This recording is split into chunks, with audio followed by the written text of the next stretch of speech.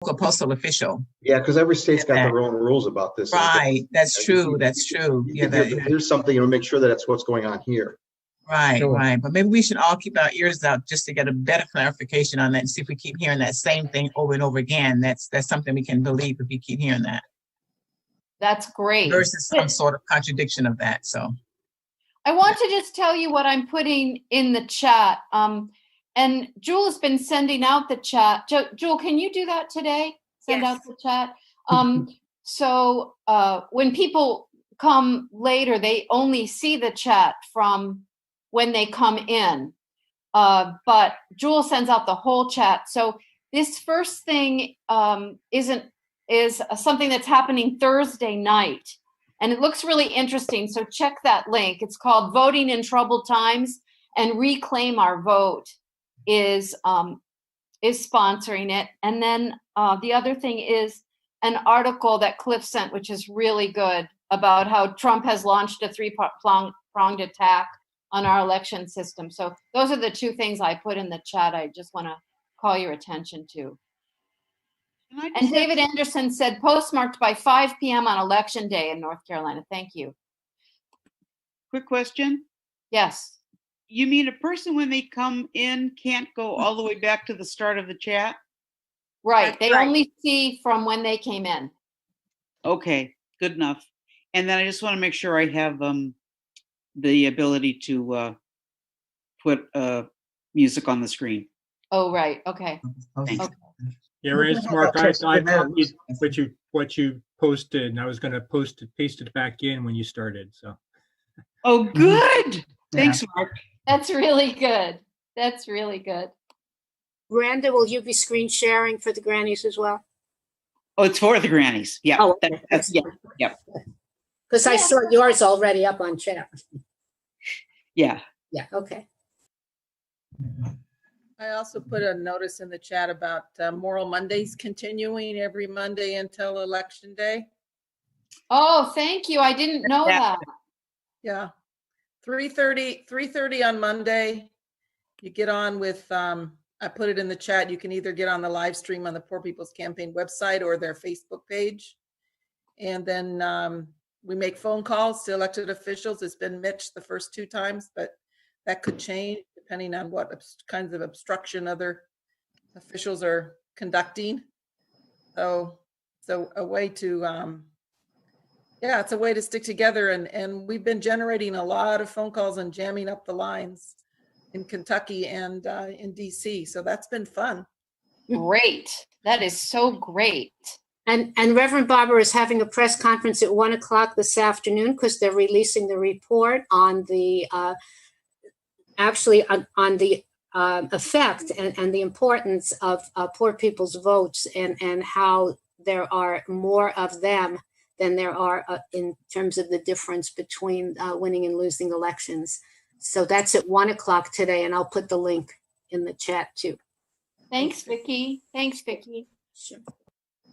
So I just want to say what we're going to do today. We're going to have a discussion around depression and its relationship to grief. Bessie is leading us in that, and that's going to be the first half. And then the second half, we're going to go back to the subject of elections, obviously the most important subject these days, and also the COVID-19 relief package, which is the other thing that seems the most important right now.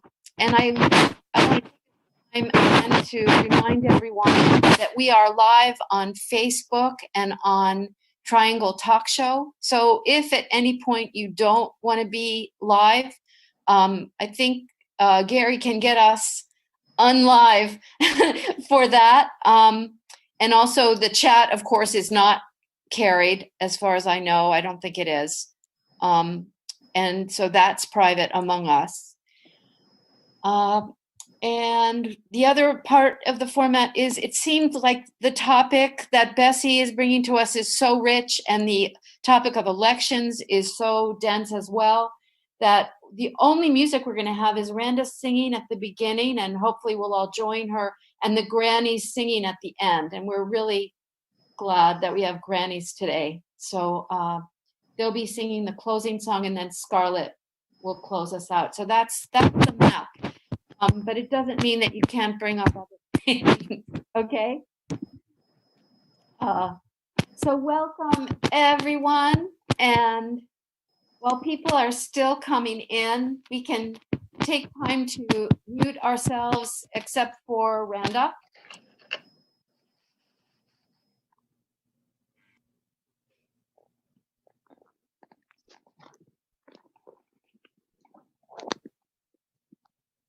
Is that the cue? Okay.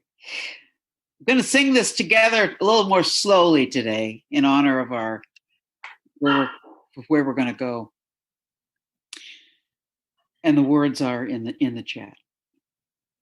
Woke up this morning with my mind stayed on freedom.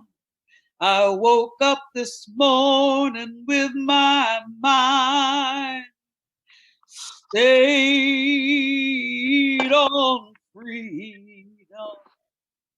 I woke up this morning with my mind, oh, stayed on freedom.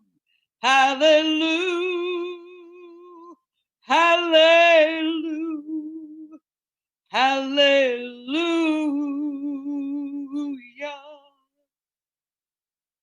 I'm saying their names with my mind. Stayed on justice. I'm saying their names with my mind. Stayed on justice. Now I'm saying their names with my mind. Stay on justice. Hallelujah. Hallelujah. Hallelujah.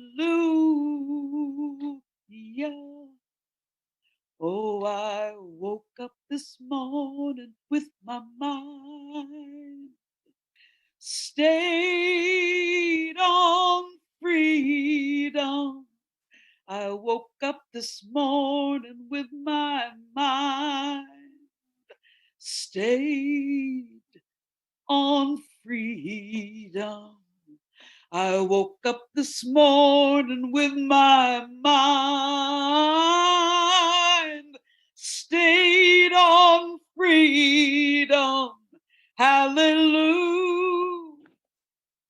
Hallelujah.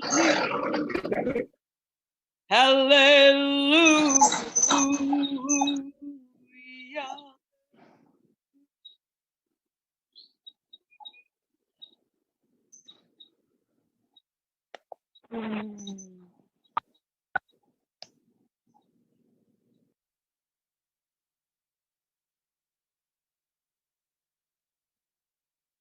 Thank you so much. Wow, it's so great to see everyone. We have only almost 60 people already. Welcome, and it's so great to see your faces. Some people that we haven't seen for a while, and new people. Anyone here for the very first time? Can you raise your hand?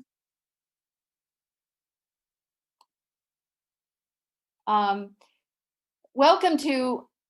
Was there anyone here for the first time? You can unmute yourself if you are. Welcome everyone to Tuesdays with Tillis. This is week number 185.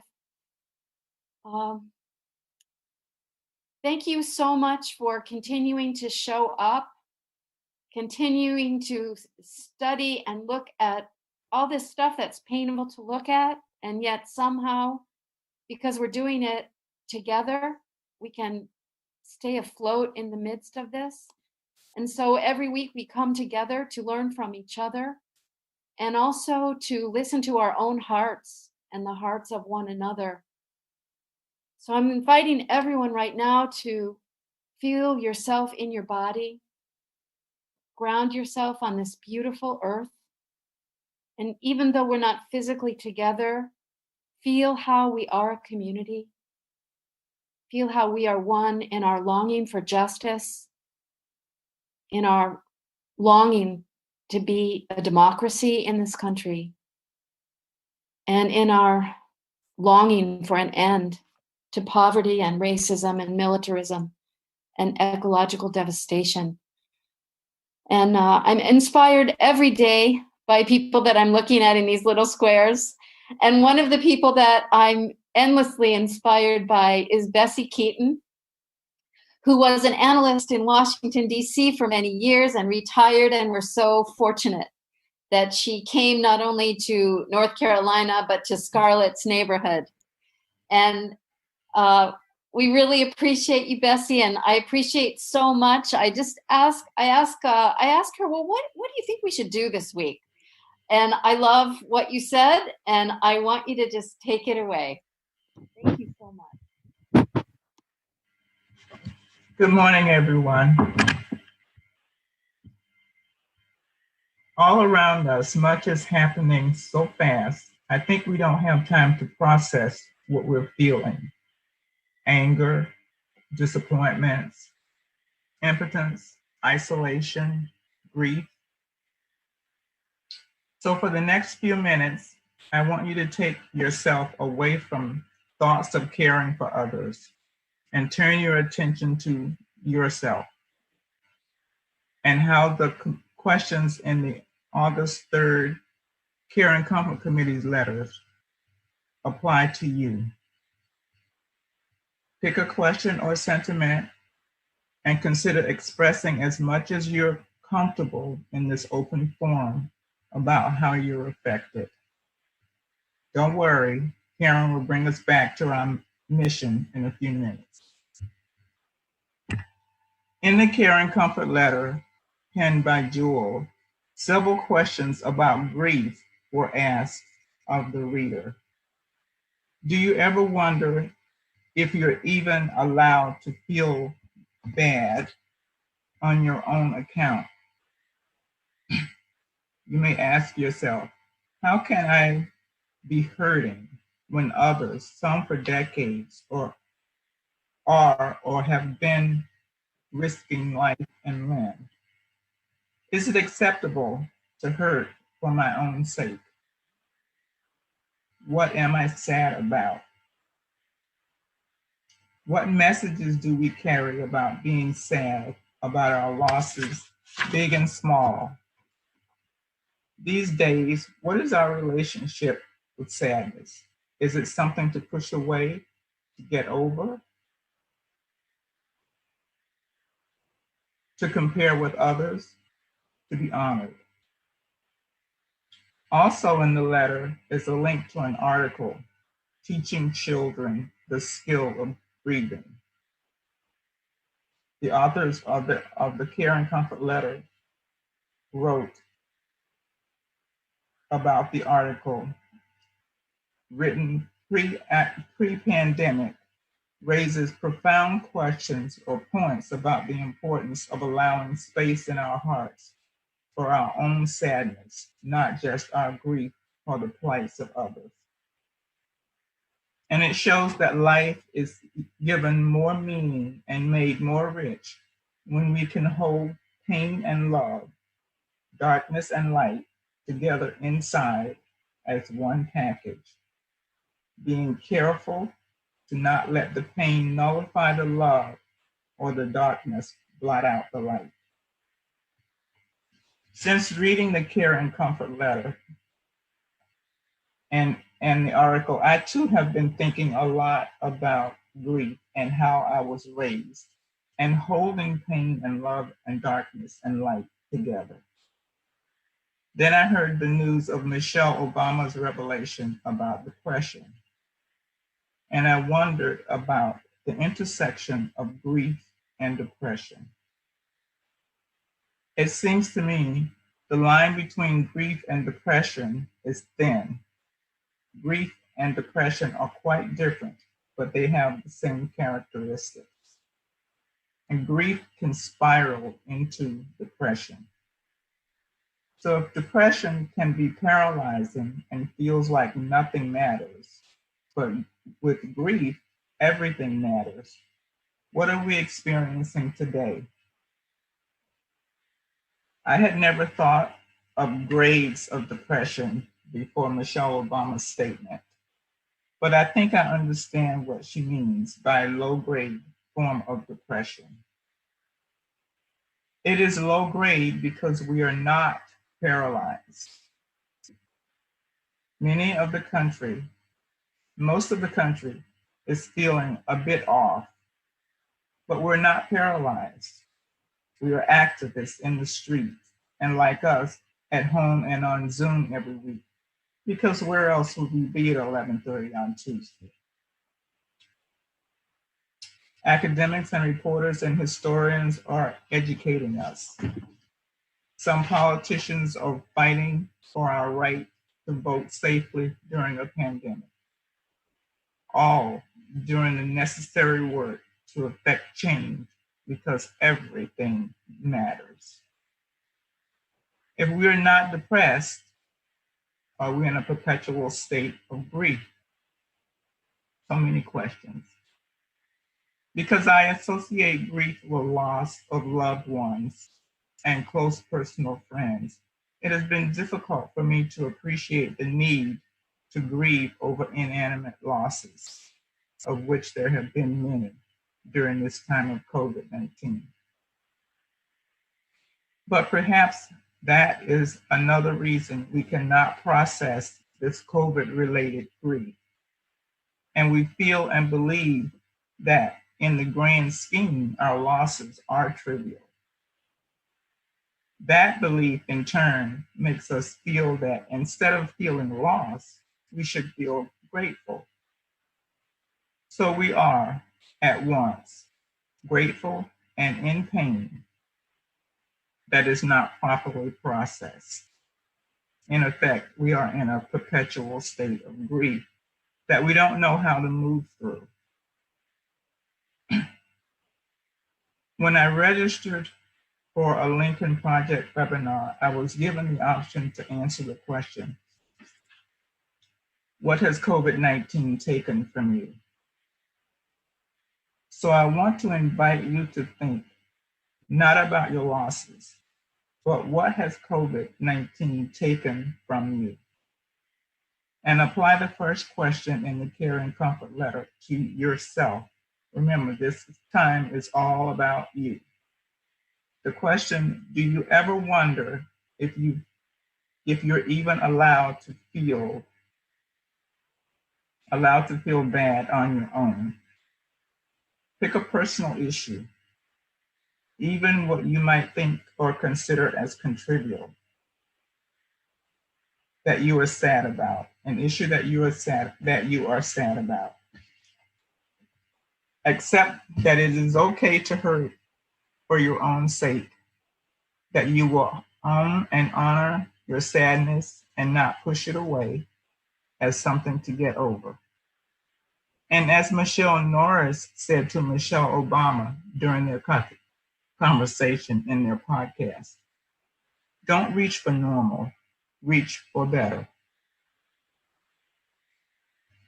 So I'm going to give a few minutes now for anybody who think they would like to share something about what they're sad about and just comment on it.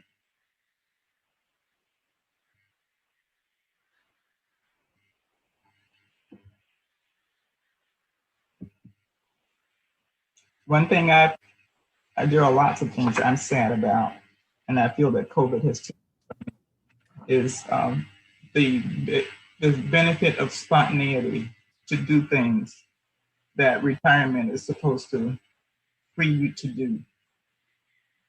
That's in this grand scheme of things, to me, that's trivial, but it's a loss. It's not on a grand scale, but it's a loss that I feel.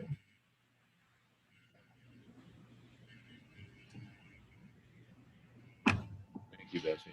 No, Bess, I can identify with that because Jess and I go to the U.S. Open. You know, we're big tennis fans, and we go to the U.S. Open often this week. We went a lot when we lived in Maryland, actually.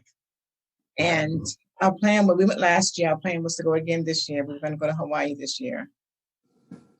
And we have not done a lot. Jessa has, you know, an severe heart disease, and that's one of those underlying conditions where you just have to keep an extra layer of precaution built in, whatever you do. So we weren't planning on going this year, but the closer it got to, we would have probably been in New York, not next week, the following week. I'm not even sure what day it was. It's always end of August, beginning of September. And the closer it got to that time, I think I started to feel like something was really missing. And not that I didn't know something was missing before, that our routine was different. But I think when you have to change or sacrifice or do without something you really enjoy, that's when it kind of hits home. You know, for me, it did. You know, I told Jess, I said, you know, the closer this thing gets, this going to New York gets, the more I'm feeling the reason why we can't go. You know, so yeah, I can totally identify with that. Mm-hmm. Doyle and Diane, and then Penny. I've been with 3 of our 6 grandchildren in recent weeks, and COVID has kept me from hugging them. And that's been very significant.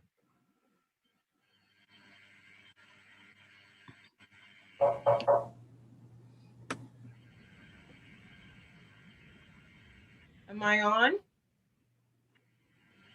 Yes. Yes. Okay. So good morning to everyone. I hadn't been announced, so I didn't know if I could react, but I really must. Thank you, Miss Bessie, for what you said. Your comfort letter actually, it helped more than you know. It was my cousin that was killed Saturday in that motorcycle accident on Sunset in Charlotte. And he was with the bike club, and he was a professional biker, but he never saw the car coming that spun out of control. And so we'll be burying him on Saturday. So to answer and to tell you how much COVID has transformed my life, his death was a shock, but we're not grieving. We just haven't grieved because everything else is so intense that it's a loss. And I hope it comes, you know, it's coming, but we haven't truly grieved because it's just another major dump on our mental acuity. It's like anything else that's happening. Death, there are 150,000 people in this country who have died for no reason. And so his death, although it's personal to us and we loved him, we're just adding him to the number. It's a different type of mourning, and it scares me because I don't know when we're going to break. Anyway, you asked what has COVID taken away from me, and COVID has taken away my freedom. And as an African-American woman in the United States, I don't have a whole lot anyway. So it has taken away my freedom I travel for my work, can't do that. My mom lives alone in Florida and I see her twice a year, can't do that. And it's scaring me because she's in Florida. And so I can't watch the news. I can't watch the numbers coming out of Florida. So it's taken away a lot of freedom for me to be able to do what I truly love and to be with my loved ones. So it's not any specific thing. It's just my freedom. Thank you. Thank you, Diane. I actually You've talked about this stuff so many times before. Political activist down in Charlotte. Joe Biden knows her by her first name, and Tom Tillis doesn't like her at all. So she's one of us.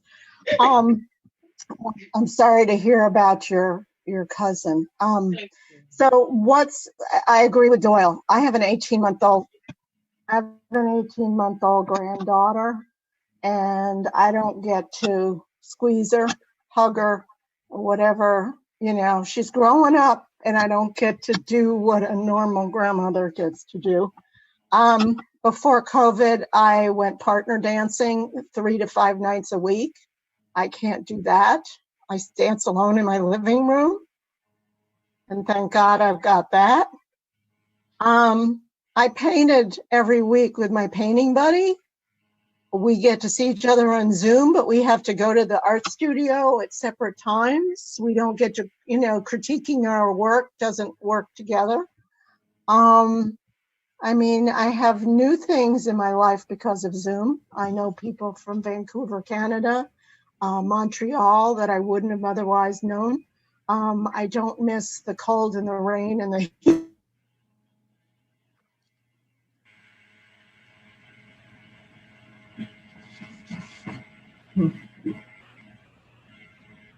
I think we lost you, Penny. I think we lost you. Yeah. Was she the last person in line to speak? I don't know. Karen, you're muted. Go ahead, Joy. Yes. Well, it's not a fait accompli, but COVID has made it very undeniably clear to me that I need to sell my house that I've lived in for 25 years and start a rigorous search for a wheelchair accessible, affordable place to live. And that's just because I have been doing Airbnb in my house, and that's not happening enough to sustain. So that's where I'm at. And my body's been telling me that for a number of years, and now I need to execute it. So, can you hear me? Yes. Oh, okay. And that's making me very anxious. I can imagine about that. Yeah. We've actually contemplated moving to senior housing. My husband's 10 years older than I am, and he's got this heart condition, and we just trying to do some forward planning, I guess you could call it. I don't know. And just trying to anticipate what you might need down the road. We haven't done anything yet. I don't know. We could stay here, and have.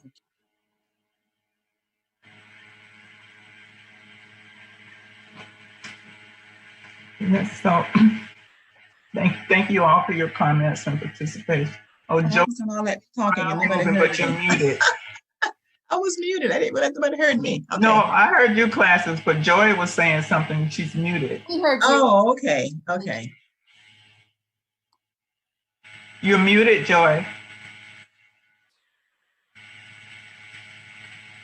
Yeah, she's still muted, yeah. Is I Karen was muted? muting everyone who isn't talking because there's interference on the lines. That's Well, Joy wants to talk. okay. Joy, I'm sorry. You muted her. I'm not sure where the noise is coming from. And I'm sorry, Joy, I thought you were done and I can't find you to unmute yourself. Yeah. Joy, you need to unmute yourself.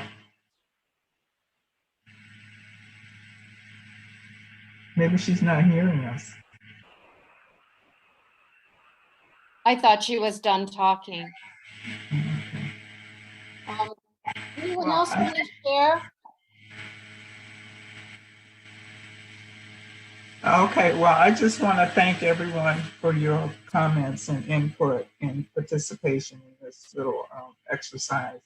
I know when we were on New Bern Avenue, we would occasionally, go around the group and have people make comments about what they were thinking in the moment or what they had been thinking during the week. And that came to me as I was putting this together, and I tried to weave it into this talk today. So thank you for participating. And I just want to close with a couple of statements. Bess, can I just interrupt for a minute? There's a notice on here that says the noise is coming from your fan. Did you see that? My fan? Yeah, it said the noise is from Bessie, loud computer fan. Oh. That's what Gary put out. So I was just trying to. I'm not sure she can do anything about it though. Well, it's all, yeah, I think it's good now. Okay. Mm-hmm. Okay. I don't know. Okay. I don't hear. I don't know what that is.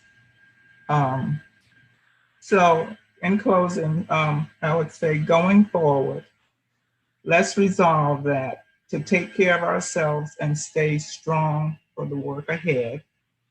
We will take time outs to embrace our sadnesses and hold pain and love, darkness and light together inside as one package. Being careful to not let the pain nullify the love or the darkness blot out the light. The light is in the gratitude we find in our grief and keeps us from full-blown depression as we move from grief to action, causing good and necessary trouble.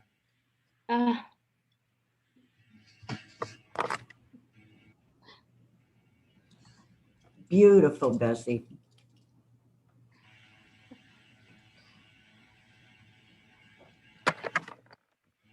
Did anyone see the Finding Your Roots segment with John Lewis and Carrie Booker last Sunday night on PBS? I have watched that show in the past, but I haven't watched it recently. It was an amazing journey, but the final event was when Henry Louis Gates informed John Lewis that I believe it was his great-great-grandfather, 2 years after emancipation, went down to the courthouse and registered to vote and voted during that brief window of opportunity. Yes. Before Reconstruction crashed down. And John Lewis just started crying and wiping his nose and his eyes, and he just looked up at Henry Louis Gates and said, "Oh my, it was in my DNA." Yeah. Yeah. It was such an amazing moment. Thank you for that, Joy, and thank you so much, Bessie. Yeah, thank you for that story. There are many people now talking about the ancestors who are with us now. And you don't have to be any particular religion for sure to call on the ancestors right now. This is a time when we really need them, and they're really there to help us, I think. And we all have different people that we can call on. I'm so grateful to you, Bessie, for bringing this up. I don't know about anyone else, but I felt like these were just a few pieces, and in all of us is a mountain. There are so many things that probably all of us could talk about that we have lost. And now we realize we maybe have lost for a long time. So something to think about is once in a while we've had kind of a special session on Thursday or something. And you might just want to put in the chat if you think it might be worth doing that around self-care, around grief, around what we've lost. Because I think the genius of looking at this topic is that the more we allow ourselves to grieve and help one another grieve, the more energy will be released for working with the ancestors to make good trouble. So, clearly with every single subject keeps bringing us to, yeah, we need a lot of radical long-term change, and it's got to start with the election. And that unless we win in a landslide this election, we're in really deep trouble. So So full steam ahead to win this election by a landslide, and people are involved in so many ways. Everyone here figuring out exactly what the rules are, writing postcards, writing letters, doing phone banking. So I'm just going to open that up now, not only to what you're doing in case other people want to do it, but also what we're all learning about the ways that Trump is undermining this election in advance. So I'm going to open it up again.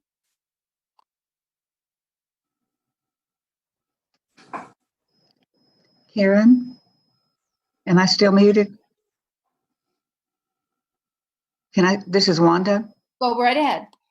I have gotten acquainted with Wally White, and he turns out to be the candidate running against Phil Berger in his district. He is a Unity minister.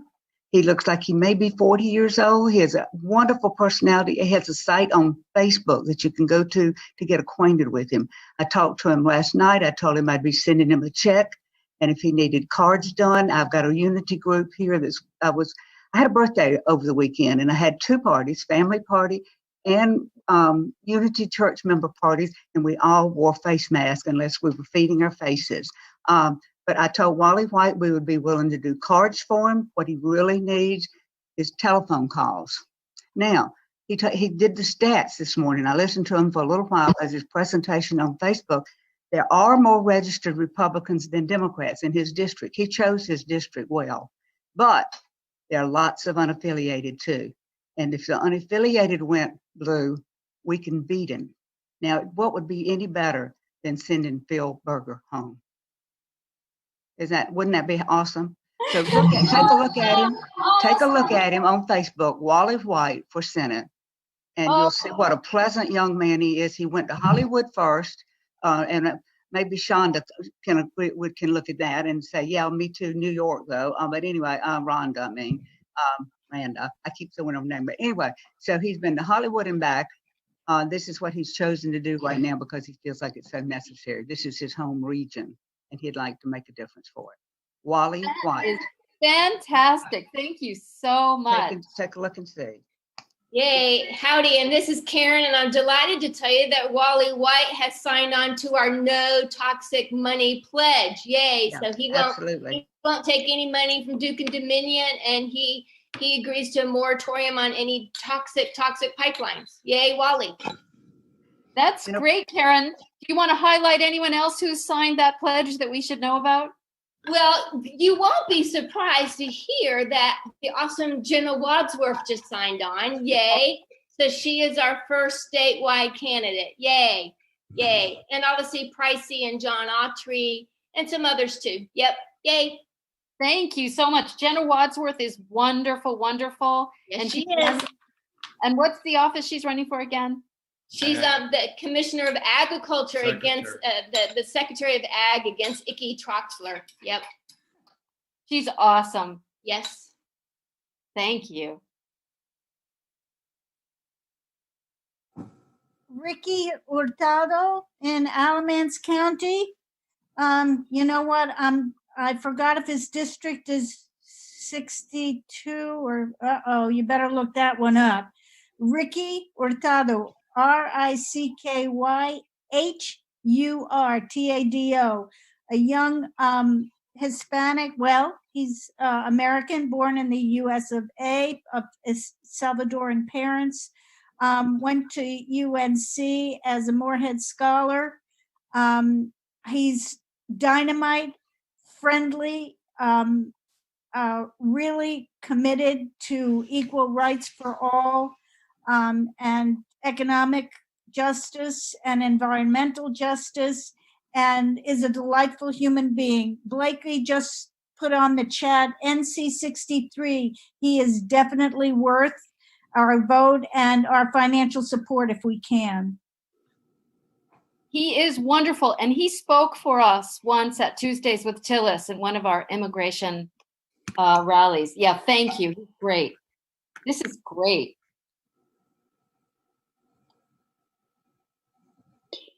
There is a spread. Good morning, everybody. Bessie, I was boohooing. Thank you. there is a spreadsheet that you can download, general election, of all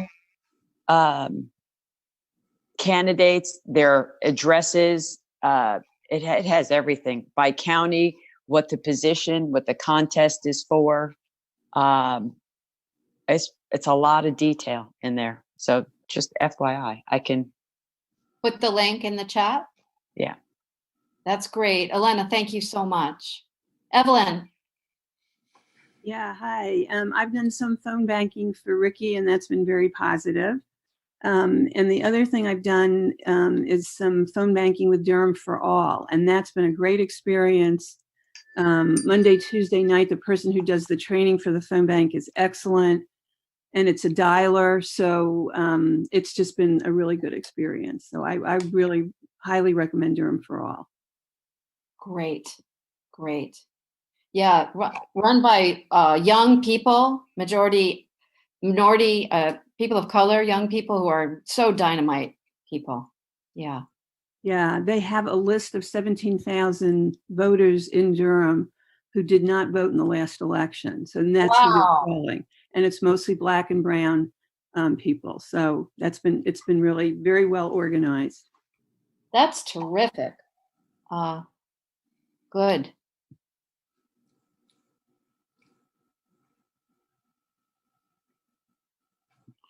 That degree of organization is also true about Vote Forward.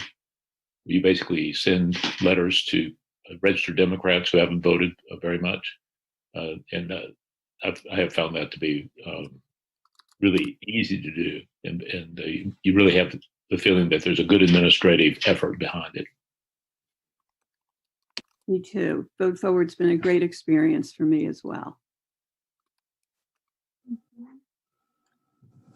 Reclaim Our Vote is another organization supported by the NAACP, targeting African-American voters across the country, although my postcards in the last tranche of addresses were all North Carolina, targeting low participation voters as well. Yeah. That's Reclaim Our Vote. That is really good. A lot of NAACP groups are using that. I just put in the chat Louis DeJoy's home address. He is the Trump crony who has been put in charge of the Postal Service, who's busy undermining it. There was a massacre of 23 top postal employees. He's trying to slow down the mail. So there's a big drive by a lot of organizations to send him mail at his home address and tell him to cut it out and call him on what Trump is doing with the Postal Service. Just before we do that, possibly the most important thing we can do right now is pressure GOP senators, and you know who they are, to pass the HEROES Act. And in the HEROES Act, there is relief for the Postal Service. So the HEROES Act, but also right alongside that, and maybe separately with your other calls and emails, we got to call Trump on what he's doing to the post office. Mm-hmm. We got to call him on that. And the post office has a 90% approval rating. And, he's trashing it and he's trashing democracy at the same time. So number one priority. Yeah, Darlene. There was a report from NPR's Steve Inskeep that a postal worker in Waterloo, Iowa was reporting, I believe she's one of the union heads too, that they're not only banning overtime, but their sorting machines are being removed. Yeah. Oh my gosh.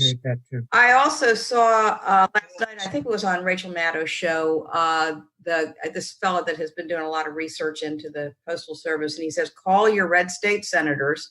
The Postal Service is, is very popular, especially in rural areas. And so call your red state senators. And what was the thing that he has said to do? Maybe some of you saw it. We did see that. He talked about how a lot of the rural areas, a lot of red state people live in the rural areas. Right. What they're not recognizing is that they're equally, probably maybe even more so affected by this whole attack on the post office. So yes, we heard that piece. Right. And I think maybe he said, the GOP senators are vulnerable here, and we need to dig in. Right. Yeah. Yes. Yeah. Yes. I would also just comment that many veterans receive their medications through the mail. They're not able, especially in rural areas. So the post office is absolutely critical for many Yes. veterans. Of course, many others who receive their medications through the mail also. There you go. Thank you. Thank you. The other thing I wanted to ask about, has anybody heard about, they were putting these drop boxes around different places in the cities, and the president supposedly is suing to limit use of those? Has anybody heard anything like that? We heard it yesterday. I think I heard that. Did you hear that? I was wondering if he's really gonna, I don't know what the latest is on it. We probably should try and listen out today, see if we hear any update on that. But I thought that was just Drop boxes for? to put your ballots in. Ballots, yeah. And then the elections people will pick them up. But he's saying, no, we don't want you doing that. So he was gonna actually sue to limit use of those drop boxes. Yeah.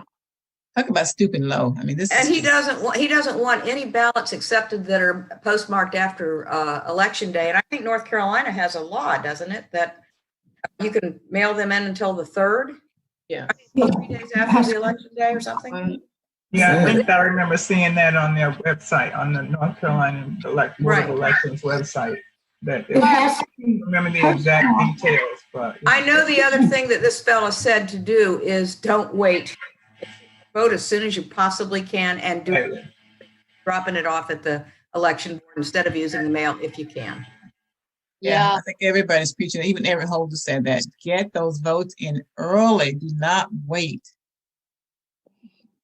To clarify, as long as it's postmarked election day, even if it's received after, in North Carolina, it will be counted. They have until that Friday to count those votes. And again, this morning I spoke with my neighbor who's on the Board of Elections here in Durham.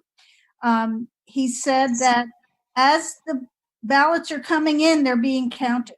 Oh, good. That was my question. Good. They're being counted as they come in. They're not publicized, but they're being counted as they come in. Good. What about early voting? When are the early votes counted? Does anybody know?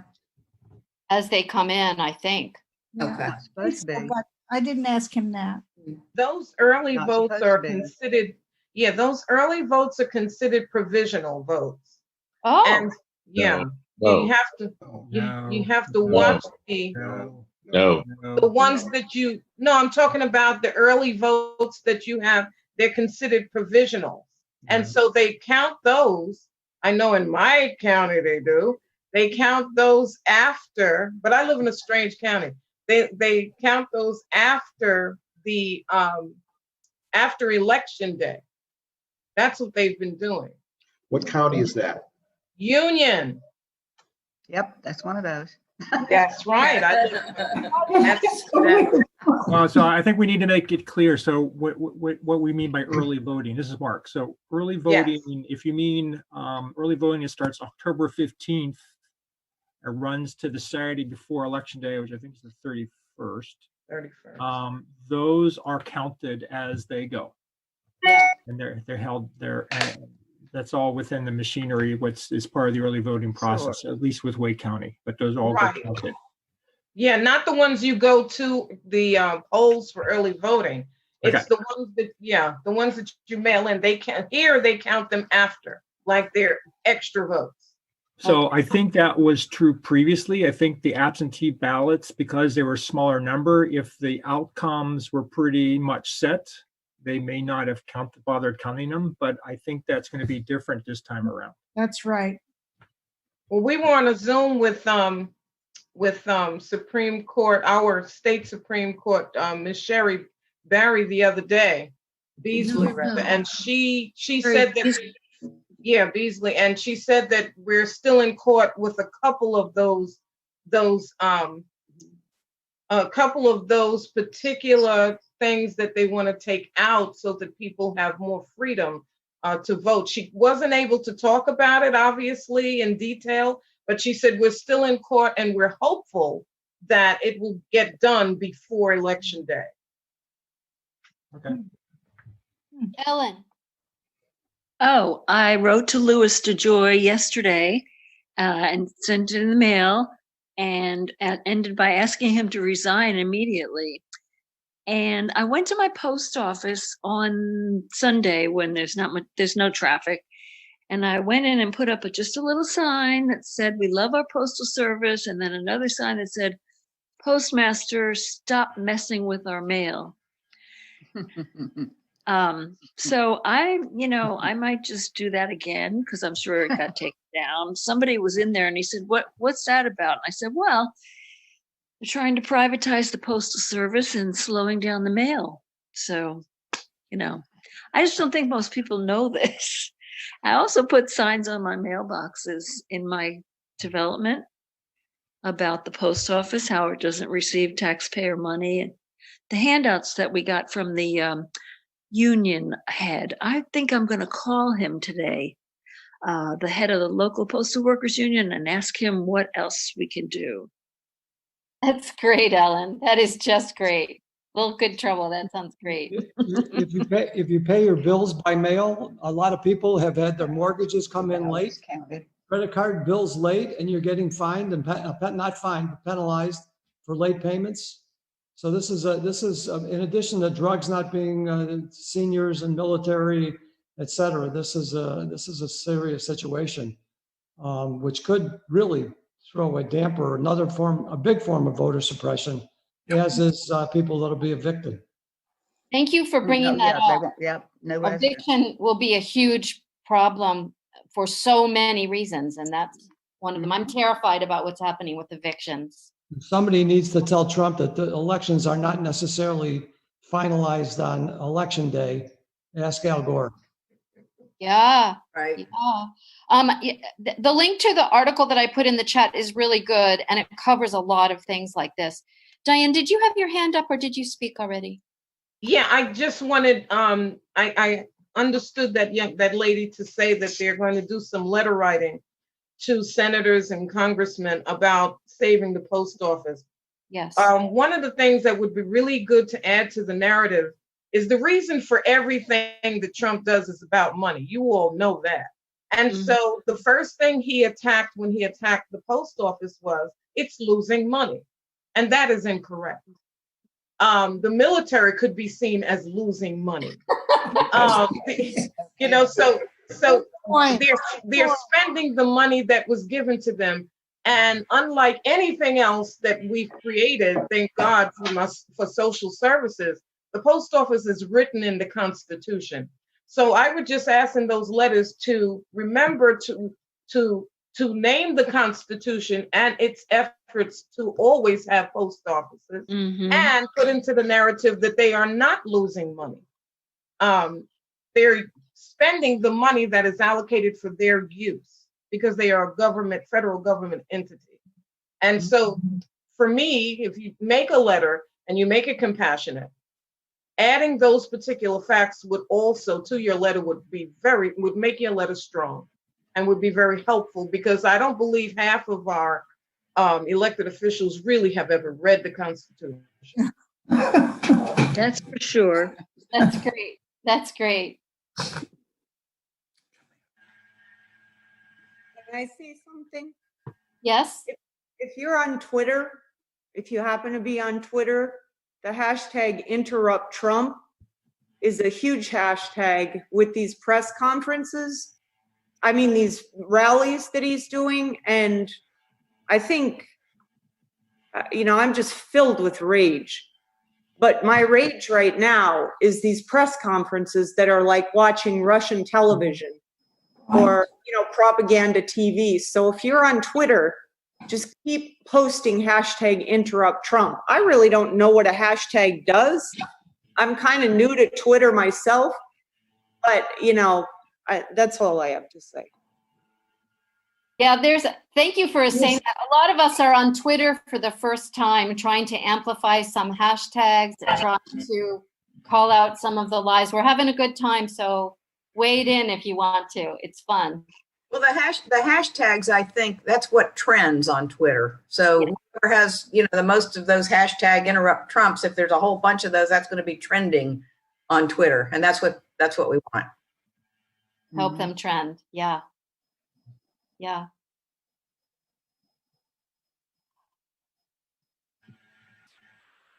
I just want to say that the situation of so many people in this country is so dire right now. Not only what's happening with the virus, it's so terrifying for all of the essential workers and the healthcare practitioners, but also by some estimates, we could have up to 40,000 people evicted from their homes. These games that McConnell is playing and that Trump is playing, we just got to keep calling them out. And Tillis is just lying and lying and lying. We have to keep calling. It's such a pain in the ass to keep calling these senators, but I think we really need to keep doing it and faxing and emailing because they're so full of shit. And they're talking about, Pelosi and Schumer, they're just not negotiating. Well, they passed the HEROES Act in the House 2 months ago. And this is what the country needs. And so I think that much like what Reverend Barber's doing, which is wonderful every Monday, joining onto that, McConnell's phone machine has been filled for weeks now, but you can still email him. And you can still tweet at him, and you can still do a lot of other things on social media. And I think sometimes we get tired, but I think it's very powerful when there are hundreds of thousands of people saying the same thing. I did get through on McConnell's voicemail yesterday, so it's not always full. Oh, good to know, Evelyn. I tried. It was like the 5th time, and I got through. So Wow. What Yeah. did you say? Oh, I gave him hell. Good. I was raging. And then, just one other thing I think we should mention is that all over the country, people are being arrested who are protesters, and some Black Lives Matter and other protest leaders are being targeted. They could just be standing there, or they can be in their homes. This happened in New York, a Black Lives Matter protester, a whole SWAT team came. But what also happened was that he was broadcasting live at that time. He refused to come out of the house or open his door. They did not have a warrant. It was terrifying to see these people come. But what also happened was that hundreds of protesters came to the house. And they were, they were going to charge him with a felony for no apparent reason. It did get reduced to a misdemeanor, but this is happening all over the country, and there's a lot of protests still going on. People in St. Louis are still protesting every day. Breonna Taylor's murder. So I think sometimes when we're feeling alone in our houses, we're not seeing that there's so much going on and people really fighting and showing up. And so we just have to keep showing up however we can. Yeah.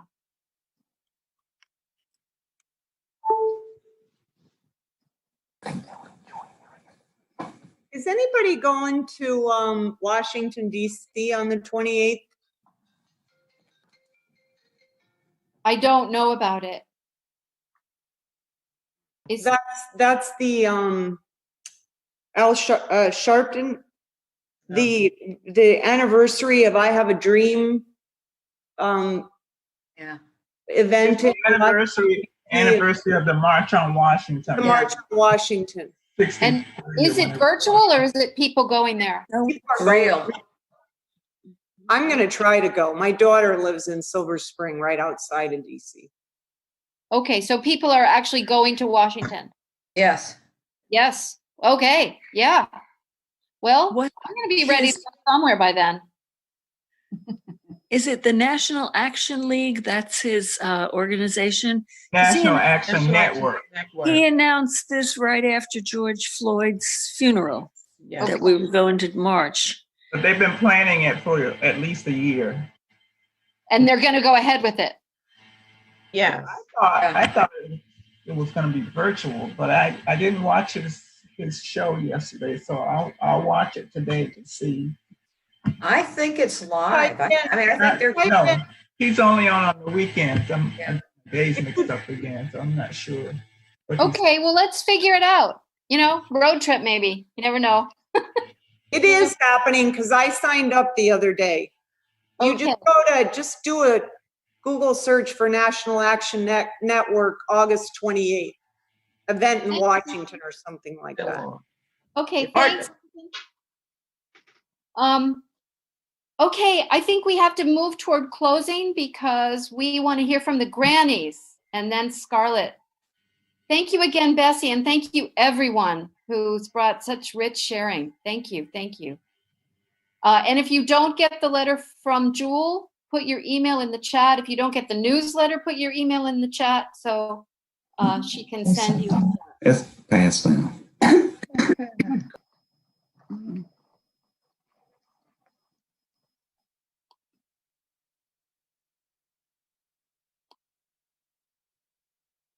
We are grandmothers, and we feel deeply the loss of connection with our families, and still we keep doing what we need to be doing to make this a better world for everybody.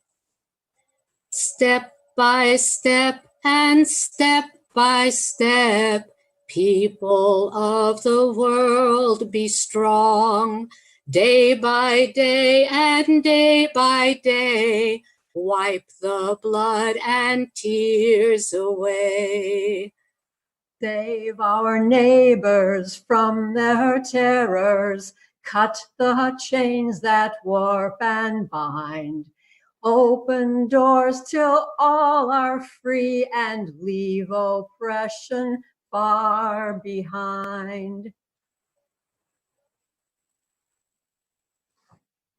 Step by step and step by step, people of the world, be strong. Do not wait, we must go forward, though the road be steep and long. Join with us to touch the bright sky as our own bold voices ring. Gaining power from each other, growing stronger as we sing. Step by step and step by step, we shall go with heads held high. No more fear and no more war. People power is our cry. Join with us as we go forward, ever proud and ever strong. In the struggle, join together, united voices raised in song.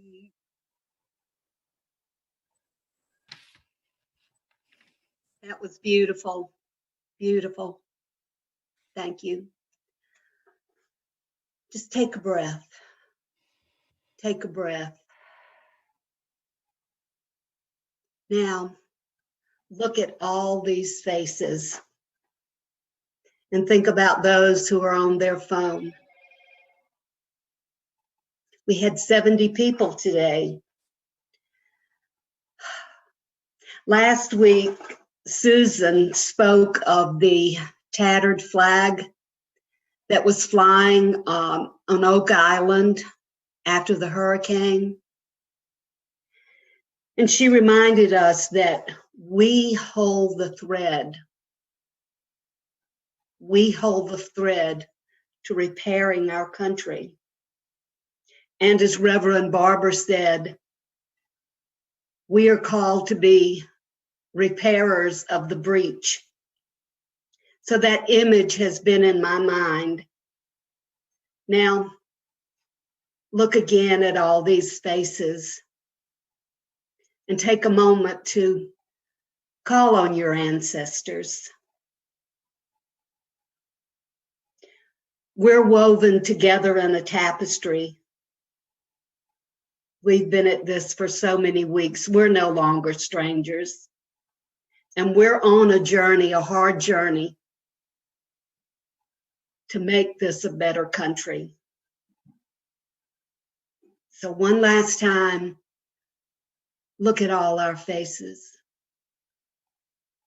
Life is but a weaving. I cannot choose the colors, but the threads are woven steadily. Every memory, every experience is thread woven, embroidered in our tapestry of life. And this tapestry continues to be woven.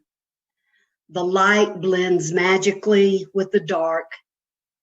Threads so delicate, so fragile. We need to take care of them. But any thread that is broken can most times be repaired. Now, everyone, unmute yourselves.